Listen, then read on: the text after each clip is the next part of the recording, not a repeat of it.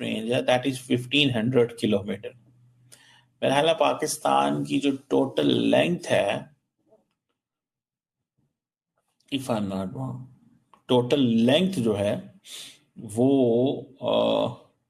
मुझे याद नहीं पड़ रहा, लेकिन मेरे ख्याल इतनी है 1600 किलोमीटर।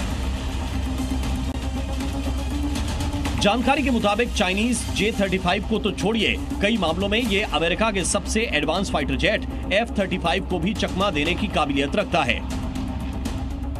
Su-57 फाइटर जेट इतना शातिर है कि छिपा हुआ दुश्मन भी इसके हमले से बच नहीं सकता। इसका इंफ्रारेड सर्च सिस्टम छिपे हुए दुश्मन को ढूंढकर उसे नेस्तनाबूद कर देता है। इसमें 6 रडार लगे हैं और ये शक्तिशाली इंटीग्रेटेड सेंसर सिस्टम से लैस है, जो एक साथ 60 टारगेट को एक बार में ट्रैक कर सकता है। मतलब कि दुश्मन का बचना नामुमकिन है। रूस दावा करता है कि Su-57 3500 किलोमीटर दूर तक दुश्मन को निशाना बना सकता है और अपने साथ 750 किलोग्राम तक का परमाणु हथियार ले जा सकता है। इसके अलावा 250 किलो की bomb, hypersonic missile, anti radiation missile और एंटी शिप मिसाइल भी रूस का ये दमदार विमान दाग सकता है, जिससे पाकिस्तानी सदमे में हैं। इतने हथियार लेके इंडिया करेगा क्या? क्या यही सवाल है मेरा कि वो क्या करेगा? आर्मी लेके करेगा क्या? फिर what is the game? India किसके साथ ये सारी हथियार और ये आर्मी और ये किसके साथ करेगा? जी, ना चाइना चाहता है कि इंडिया को डिस्टेबलाइज करना, ना पाकिस्तान चाहता है। तो मतलब है कि तो इंडिया ये क्यों कर रहा है? तो ये मेरा ख्याल है ये गलत किस्म की पॉलिसीज हैं। मगर वो बीजेपी के एक है ना कि जी एक nationalism, we are a great power, और ग्रेट पावर के पास मिलिट्री स्ट्रेंथ होती है। नजम सेठी साहब ने ये दूसरी बार अच्छी बात कही है। ग्रेट पावर के पास मिलिट्री ताकत होती ही है। भारत ग्रेट पावर है, उसे ऐसे ताकतवर हथियार रखने का पूरा हक है। मगर पाकिस्तान जैसे कंगले और भिखमंगे मुल्क को चीन से 5th जनरेशन विमान लेने की जरूरत क्यों पड़ रही है? कौन सा उससे कोई कोहिनूर लूटने आ रहा है? ले देकर पाकिस्तान के पास 500-700 गधे और भीख मांगने को कटोरे ही तो हैं।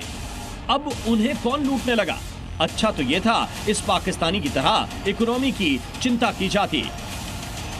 अब देखें, अगर उन्होंने वेपन्स लिए हैं तो वो उनका, अब देखें पाकिस्तान भी इतना पैसा अपने न्यूज़ पे डिफेंस पे लगा रहा है, तो वही नुकसान हो रहा है पाकिस्तान का। अपना इकोनॉमी जो है वो यानी कि इसकी बिल्डअप नहीं हो रही। तो इंडिया के पास 5th जनरेशन हो और हमारे पास ना हो तो हम भी सुकून से नहीं बैठेंगे कि भाई इंडिया ने तो 5th ले लिया, हमारे पास तो अभी 3-4 पड़े हैं, तो हम भी 5th चाइना से लेंगे। इस तरह चाइना कुछ बना लेता है तो इंडिया को टेंशन बंधे, हाय चाइना के पास ये अब मेरे पास भी हो।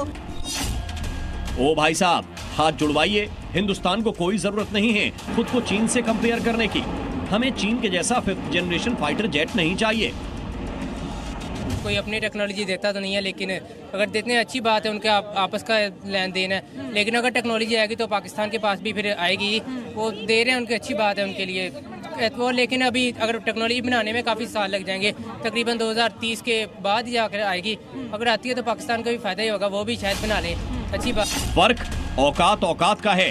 पाकिस्तानी एक्सपर्ट खुद मानते हैं कि पाकिस्तान जैसे तैसे अपनी सेना के लिए हथियार जुटाता है, जबकि दूसरी तरफ भारत है जिसे अमेरिका और रूस दोनों ही अपना सबसे ताकतवर फाइटर जेट बेचने के लिए मरे जा रहे हैं।